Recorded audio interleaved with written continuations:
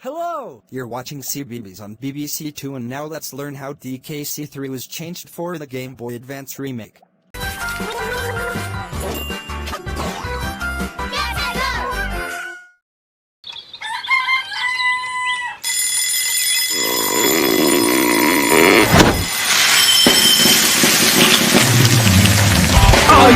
Are you ready? Get set, go!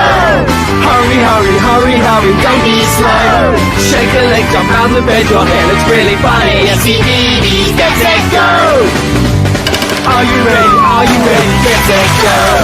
Hurry, hurry, hurry, hurry, don't be slow! Eat your breakfast, drink your juice up, everything's so yummy! Cbeebies, get set, go! It's Cbeebies, get set, go!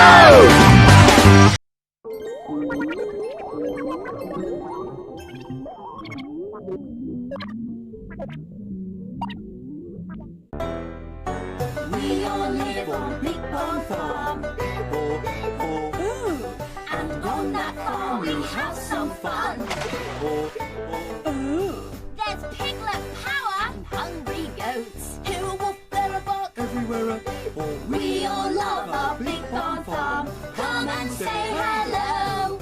Big Barn Farm, weekdays at 2 on Cbeebies.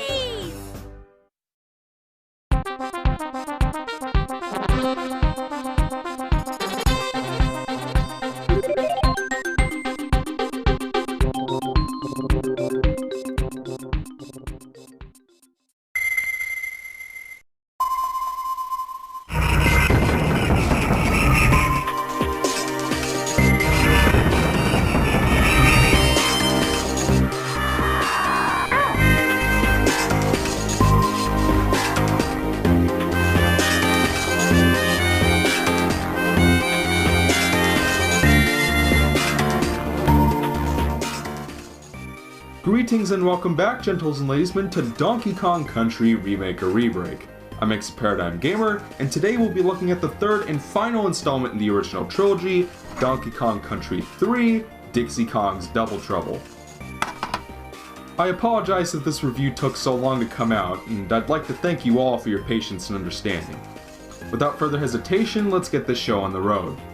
With two best-selling games under their belt and a legacy of critical acclaim, Rare Nintendo's Donkey Kong Country series was clearly a success, so it wasn't too surprising that the series received a third game in November of 1996. From what I understand, this game was developed by a different team than the one behind DKC 1 and 2, who are now working on what would eventually become Banjo-Kazooie. While Donkey Kong Country 3 still did fairly impressive in terms of sales, its degree of financial success was no doubt affected by the release of the Nintendo 64 that same year. While DKC 3 was well received, many critics and fans didn't seem to enjoy it as much as the previous games. Donkey Kong Country 3 is definitely the most divisive game in the original trilogy. Some people, many of whom have commented on my previous reviews, argue that the game is the best in the original trilogy. Others, with equal conviction, argue that the game is the worst in the original trilogy. Still more people rate the game decisively in between the first and second. So where do I stand?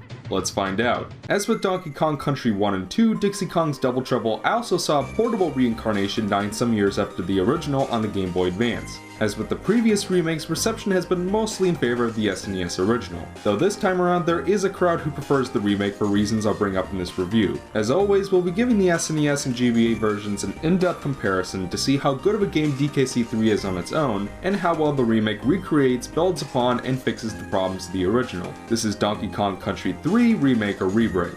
Let's begin with the plot. Unlike the previous two games on SNES, which at least offered quasi-cutscenes to give you an inkling of the plot, DKC 3 can't be arsed. The game just starts. Sure, you'll meet Wrinkly Kong and Funky Kong within seconds of booting a save file, but they don't give you any sort of exposition at all. But EXO, surely the GBA version introduces an introductory cutscene to provide some background information.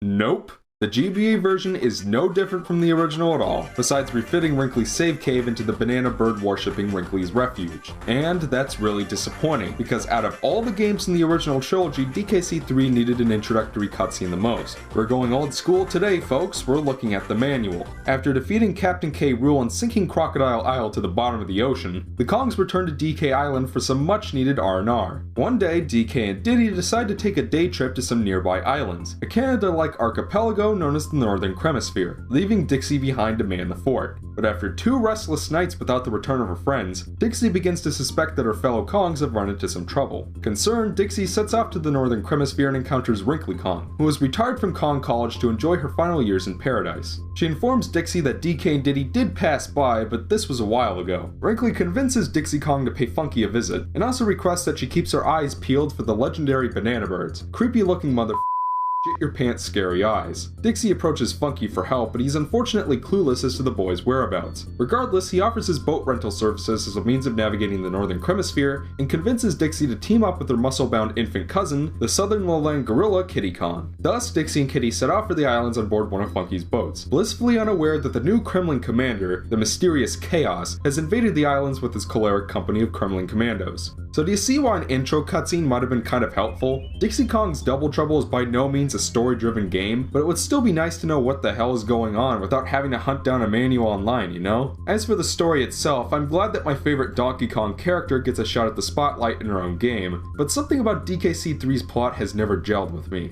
I don't know quite what. Regardless, DKC 3 isn't attempting to be story-driven to begin with, and the other 2 games weren't masterpieces of storytelling either, so I think I can overlook that.